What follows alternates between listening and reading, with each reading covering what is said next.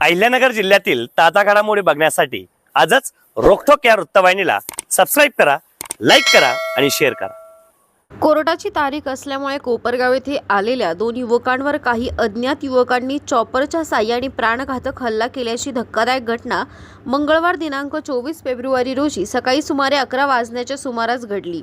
या हल्ल्यात राहुल अप्पा पवार वय वर्ष 20 हा युवक गंभीर जखमी झाला आहे। मिळालेल्या माहितीनुसार विशाल केशव मोरे व राहुल अप्पा पवार हे दोघे युवक कोर्टाची तारीख असल्यामुळे कोपरगाव येथे आले होते। काम आटपून ते घरी जात असताना धारणगाव रोडवरील श्रद्धा कॉम्प्लेक्स जवळ काही युवकांनी त्यांना अडवून चॉपरने हल्ला केला। या घटनेत राहुल पवार याला गंभीर दुखापत झाली असून त्याला पुढील उपचारासाठी कोपरगाव ग्रामीण रुग्णालयात दाखल करण्यात आले आहे।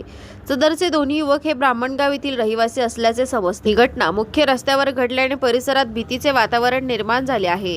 दरम्यान प्राथमिक माहितीनुसार यात्रेमध्ये झालेल्या मागील भांडणाच्या कारणावरून हा हल्ला करण्यात आल्याची शक्यता व्यक्त केली जात आहे।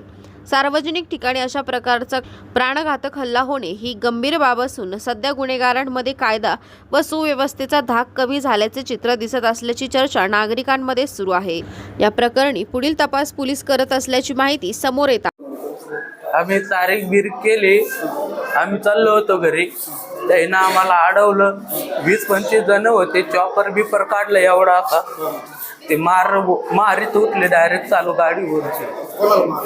राहुल अप्पा पवार चाकू। तरी आम्ही आता एवढ्यात घरी चाललो होतो, तारीख करून अडवलंय आम्हाला। संभाजी पुतळ्यास तिकडून मग मारलाय आम्हाला। मंगेश साळवे आणि वैभव शिंगारडे। आम्हाला नाही सांगता येणार साहेब, पहिल्या जत्रात कोणाचे त्यांचे कोणाचे मार झाले त्याने पण आम्हाला आडून मारलंय ते ना। आता तारीख करून चाललो होतो घरी।